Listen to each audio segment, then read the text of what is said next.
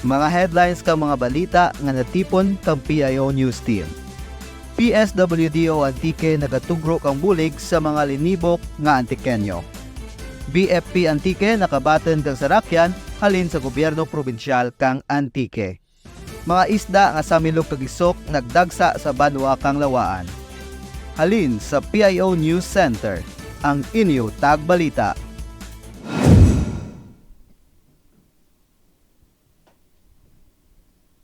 Mayad nga adlaw probinsya kang Antique, kag sa detalye kang mga nagapanguna nga balita.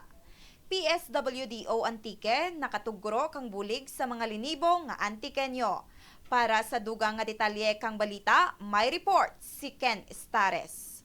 PSWDO Antique nagatugro kang bulig sa mga linibo nga Antikenyo. Sa pahayag ni Mr. Lazaro Pitinglay, PSWD officer, anagin pabugal ang mga nahimo kang Provincial Social Welfare and Development Office o kon PSWDO nga kang tuig 2023 nagtugro kang bulig pinansyal sa 4,226 ka mga kliyente nga nagabalor kang masobra 23 milyones paagi sa AX kag iban pa nga mga programa nga nagatugro kang bulig pinansyal. Dugang pa nga magluwas sa bulig pinansyal, nakatugro man kang iban nga insentibo pinansyal, gatas, kag mga vitamins sa kamalaman nga nagabalor kang masobra 7 milyones pesos. Isaradya kang programa ang kabalaka kang gobernadora para kay Lolo kag Lola program, kag yan nakabuligid sa mga kamalaman nga Antikenyo sa pagbakal kang andamakin ng lanan, ilabi na gid ang mga maintenance anda ginabatsyag sa lawas. Ang diyagalihok nagapasiguro kang kamayad kag bulig sa mga Antikenyo nga nagakinahanglan kang pag-atipan kang gobyerno probinsyal. Para sa Antique News Update, Ken Estares kang PIO Antique.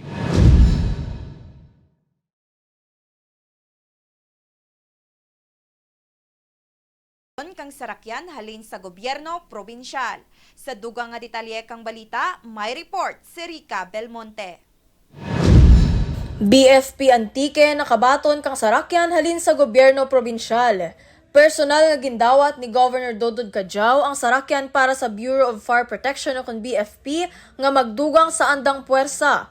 Bahulgid ang pagpasalamat ni Fire Superintendent Patricio Collado hay makabulig gidya kananda kag sa 245 ka mga mabaskag nga bombero.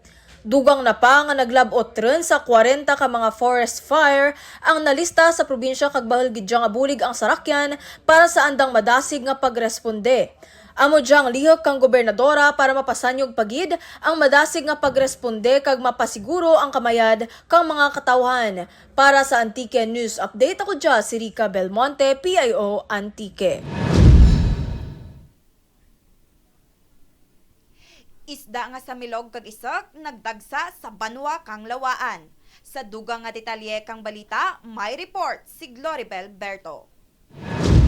Isda nga sa milog kag isok sa Banwa kang Lawaan. Isda nga sa milog kag isok nagdagsa sa Barangay Gishihan, Lawaan, ginaburobanta alas 8:30 sa gabi, Martes nga adlaw Pebrero 27, 2024. 35 tanan ka banyera ang buil nga isda pa sa milog kag isok sa baybayon kang Barangay Gishihan, Lawaan. Dugang pa, 60 man ka banyera ang pareho nga isda ang nabuil sa Aring Beach, Barangay Kadaheg, Lawaan, ginaburobanta alas 10 sa gabi sa pareho nga adlaw. Naman-an man nga mudya nga mga binulan, ginatawag nga fishing season o kung pagbuel ka mga nanari-sari nga mga isda sa baybayon. Patas kang aloy, isok sa milog kag dulis. Ako si Gloribel Hungco Berto, CDC Antique.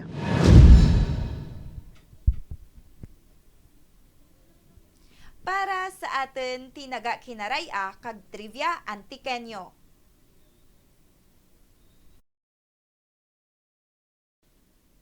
Bagteng, diyan nagakahulugan kang pagsulod o kun pagputos kang mga bagay sa isara kasiridlan.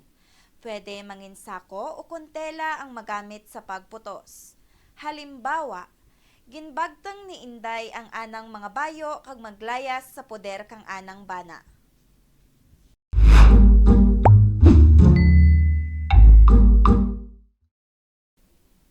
Kang ika-19 ka siglo, may isara ka manog litrato o kon manog kodak sa iban nga termino ang naghalin sa patnongon Antique. Diya ginakilala nga si Felix Laureano nga nataho kang November 6, 1866 sa Banwa kang Patnongon. Tanaka diya nakilala sa photography book nga may titulo nga Recuerdos de Filipinas o kon Memories of the Philippines. Ang isara sa labing una nga mga litrato kang Pilipinas kag naimprenta sa Barcelona, Spain kang tuig 1895.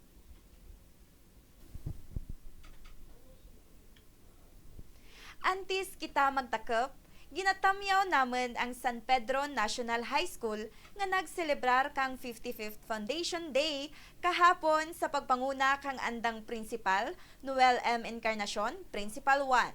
Happy Foundation Day San Pedro National High School.